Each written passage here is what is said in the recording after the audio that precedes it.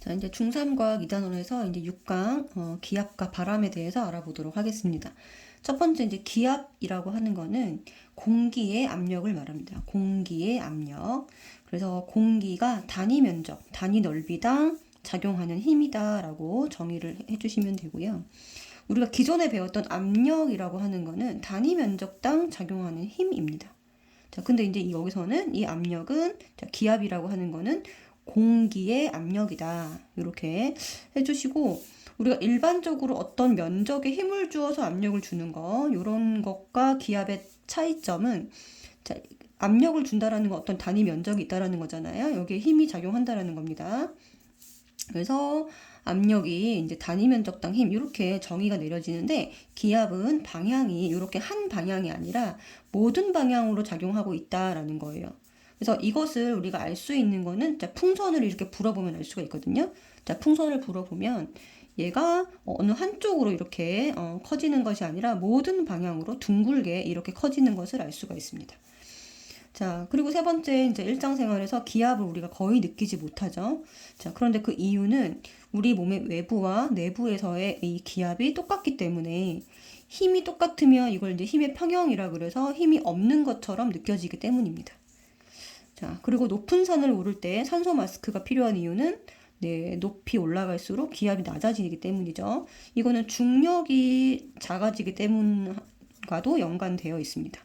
자, 올라갈수록 중력이 약해지기 때문에, 자, 공기의 압력이 낮아집니다. 그에 따라서 공기가 희박해지는 거죠. 자, 그래서 산소 마스크를 써야 된다. 이렇게 이해를 하시면 되고요. 자, 기압을 이제 처음 측정한 실험이 있습니다. 이 토리첼리의 수은 실험이라고 그래서 굉장히 유명한 실험이죠, 그죠? 자, 어떻게 실험을 했냐면, 자, 요 밑에 수조에다가 수은을 담았어요. 그리고 이 유리관에도 수은을 가득 담고 여기 마개로 해서 이렇게 장치를 설치를 했습니다. 자, 그 다음에 이제 마개를, 네, 요 유리관의 마개를, 자, 열고 놨더니 어떤 일이 벌어졌냐? 이 유리관에 들어있던 이 수은이 아래쪽으로 쭉 내려오는 거예요. 자, 아래쪽으로 내려오다가 어느 순간 멈췄는데, 그 멈춘 높이가 몇 센치냐 하면, 이제 수은 기둥이 여기서 여기 수은의 여기 수면으로부터 요 면으로부터 76cm가 됐을 때 딱 멈추더라는 거예요. 자, 그래서 이게 왜 그런가 봤더니, 자, 바깥에서 누르는 힘이 기압입니다. 네, 공기의 압력이죠, 그죠? 자, 지구에서 이제 지구엔 대기권이 있기 때문에 그 두께만큼 기압을 갖게 되는데, 요 기압이 누르는 힘과, 자, 수은 기둥이 요 바깥으로 밀려나면서 이렇게 누르는 힘이 같아지기 때문입니다. 요 힘과 요 힘이, 네, 같기 때문이다라고 해주시면 되겠습니다. 그래서 내려오다가 멈춘 이유는 대기압, 바깥에 이제 이 공기 압력, 대기압과 수은 기둥 이 76cm에 해당되는 압력이 같아지기 때문이다. 자, 그러면은 이 기둥을 두껍게 하거나 약간 기울여 실험을 했을 때 어떻게 될까요? 자, 이 기둥의 높이는, 네, 역시나 76cm로, 네, 같다. 라고 해주시면 되겠습니다. 자, 그러면 이 76cm에 해당되는 게 우리가 기준으로 삼은 거죠. 76cm HG라고 하는 수은 기둥의 센티미터 높이, 이 높이가, 네, 대기압, 1 대기압을 의미한다라는 거예요. 그러니까 1 대기압 우리가 ATM이라고 얘기를 하는데, 요 숫자, 자, 대기압 1이라는 것은 이 76cm가 기준이다라고 우리가 정해 놓은 겁니다. 자, 그러면 기압의 단위와 크기. 단위로는 이제 기압, 그 다음에 이제 이게 대기압 단위죠, 그죠? ATM, 센티미터 HG 이런 것들이 있고요. 1기압의 크기는, 네, 얼마다? 자, 수은 기둥 높이 76cm에 해당되는 압력의 기준이라고 아까 얘기했습니다.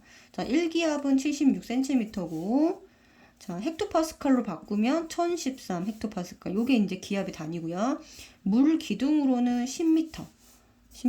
그다음에 공기 기둥으로는 1000km 해당되는 압력이다라고, 자, 나와 있고, 요거는 이제 76mm, 760이죠. 밀리미터 HG로도 바꿔서 쓸 수 있습니다. 그러면 이 기압이 일정하냐? 그랬더니 그게 아니라는 거죠. 기압은 계속 변화하는데 높이에 따라서도 변화하고요. 측정 장소와 시간에 따라서도 변화합니다. 자, 높이에 따라서는 공기 양이 줄어들기 때문에 기압이 작아진다. 올라갈수록.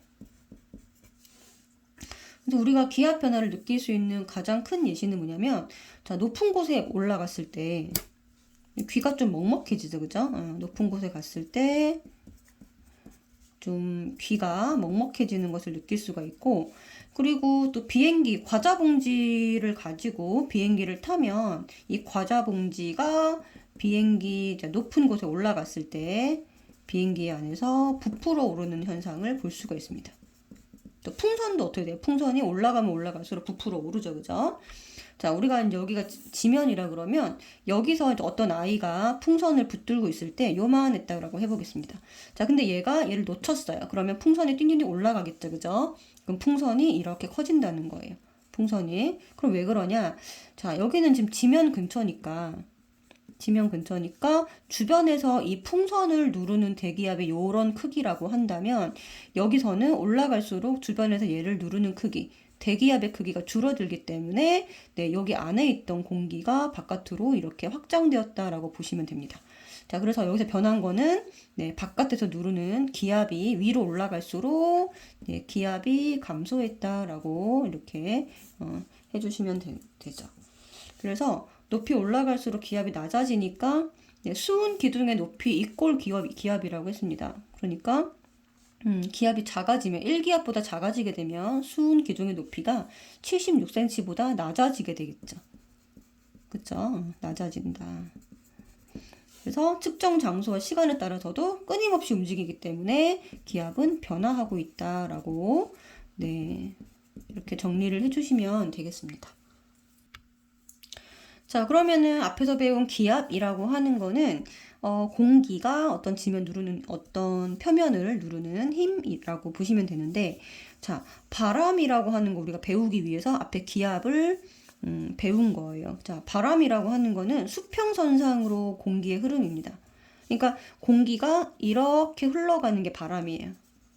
우리가 무슨 풍 부르는 거 있죠. 뭐 북풍, 남풍, 뭐 동남풍 이런 거 있잖아요. 이게 이제 바람입니다. 여기서 동쪽에서 서쪽으로 분다고 우리가 이거 뭐라고 부르냐? 동풍이라고 불러요. 이 바람을 불어오는 쪽에 방향을 붙여주는 거예요.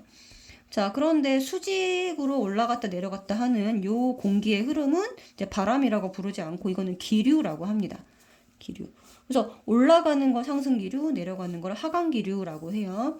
여기서는 바람에 대해서 배우는 거니까 수평선상에서 이동하는 공기 흐름이다. 자, 그럼 바람은 왜 불까?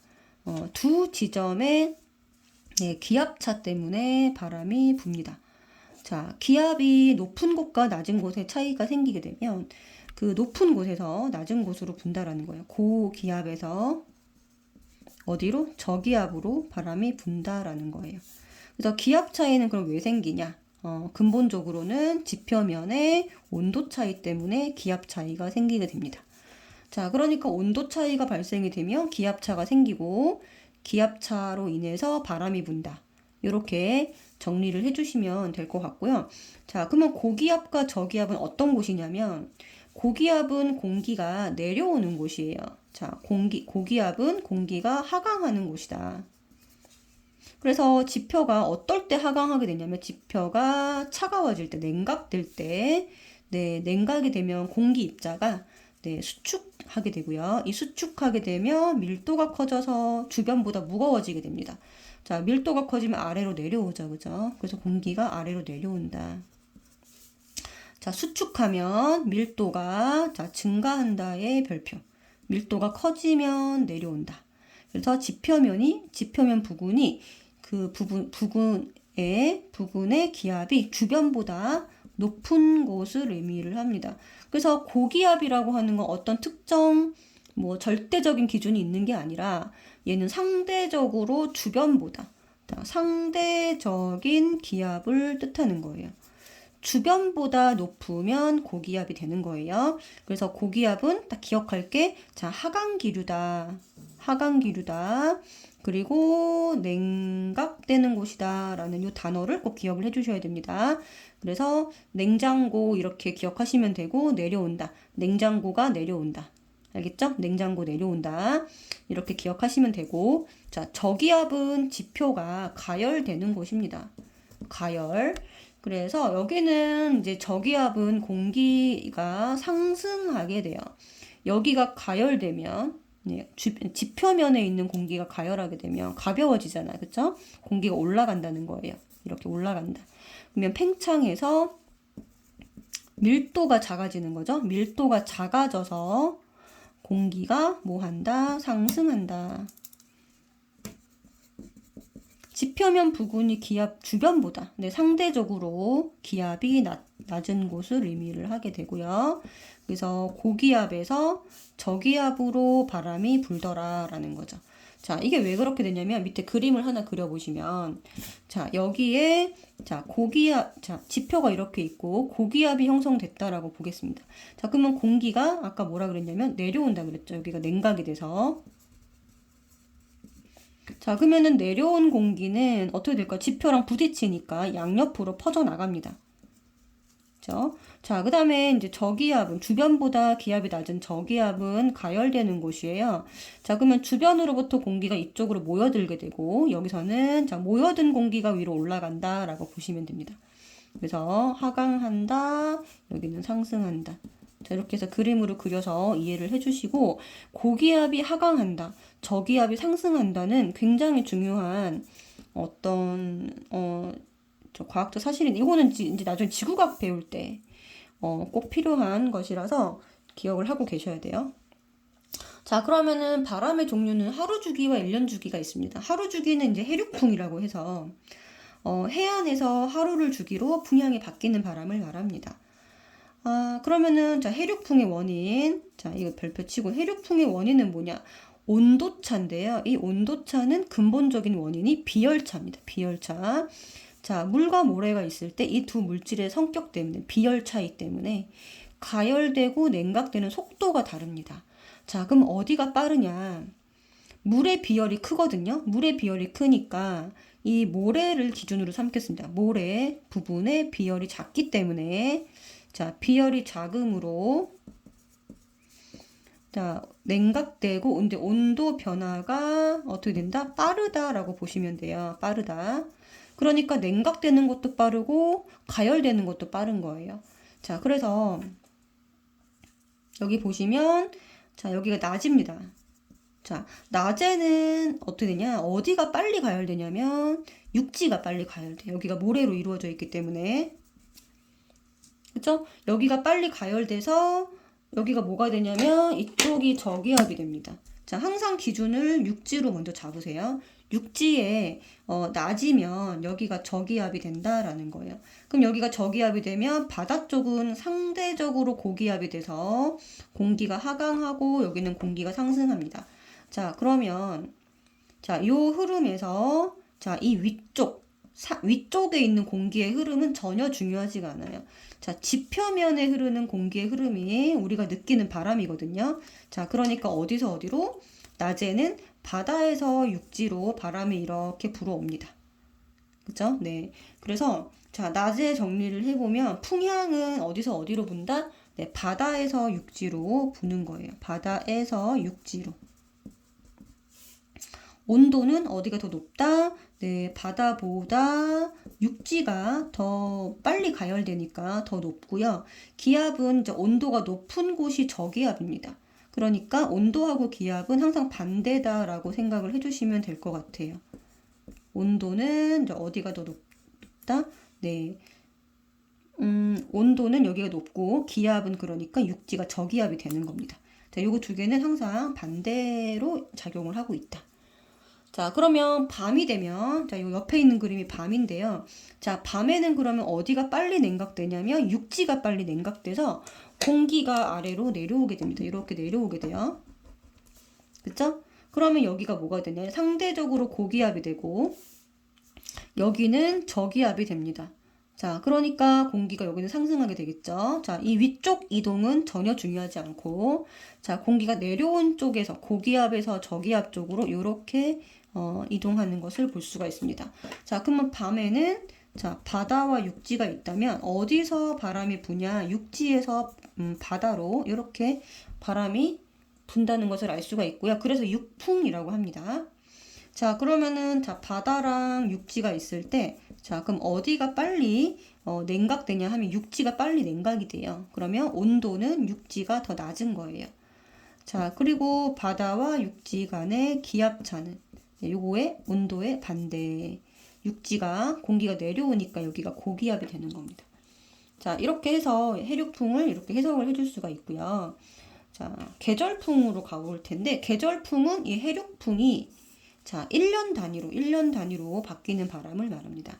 자, 우리나라가 대륙이고 우리나라를 둘러싸고 있는 바람이 해양이잖아요. 그렇죠? 바다가 해양인데 겨울에는 대륙에서 이렇게 불어가고요. 여름에는 바다에서 이렇게 불어옵니다. 자, 그래서 여기가 지금 여름이 되고 앞에 있는 게 뒤에 있는 그림이 겨울이 됩니다. 자, 그래서 여름에는 남동계절풍, 여기 남동계절풍이라고 돼 있죠. 그래서 해양에서 대륙. 그러니까 여름은 무엇과 같은 거냐면, 자, 여기 낮이랑 똑같은 거예요. 여기 위에 그림에서 겨울은 뭐랑 똑같은 거예요? 밤이랑 똑같은 거죠, 밤. 그래서 남동계절풍은 여름이다. 북서계절풍은 겨울이다. 그래서 여기 한 번 더 그려보면, 자, 여기다가 해보겠습니다. 자, 여름과 겨울. 자, 우리나라가 이렇게 있어요. 그림이 완전 다르네. 자, 여름은 남동 계절풍입니다. 자, 바다에서 불어오는 거예요. 남동 계절풍. 이렇게 여름은 요거 기억하셔야 되고요. 자, 겨울은 북서 계절풍이에요. 자, 요거를 좀 기억을 하시면 되는데 방향만 잘 잡으면 되거든요. 그러면 여름에는 남동 계절풍이니까 바람이 이렇게 불어오는 겁니다. 남동 계절풍이니까. 그러면 여기가 고기압이 되고 여기가 저기압이 된다. 그래서 기압을 바로 찾을 수가 있고요. 자, 그럼 온도는 어디가 높다? 온도는 대륙과 해양 중에서 온도는 어디가 높다고요? 지금 자, 여기는 기압하고 반대라 그랬죠. 그러니까 지금 대륙이 저기압이기 때문에 네, 대륙 쪽이 온도가 높은 것을 확인할 수 있습니다. 자, 그 다음에 기압은 자, 대륙과 해양이 이렇게 있을 때 요거의 반대다라고 보시면 돼요. 그래서 자, 여름은 남동계절풍, 겨울은 북서계절풍이다. 자, 북서계절풍 요렇게 바람이 불어 내려갑니다. 자, 그러면 여기 자, 바람이 시작되는 쪽이 고기압이고 끝나는 쪽이 바다 쪽이 저기압이 돼요. 자, 그러면은 여기도 마찬가지 대륙과 해양이 있을 때 자, 온도는 어디가 높다. 기압은 자, 대륙과 해양이 있을 때 어디가 높다. 자, 항상 먼저 기압을 먼저 좀 판단을 하는 것이 편합니다. 자, 고기압, 저기압이기 때문에 여기가 대륙이죠. 그러면 부등호가 이렇게 돼야 되고 자, 온도는 반대가 돼야 된다라고 이렇게 정리를 해주시면 됩니다.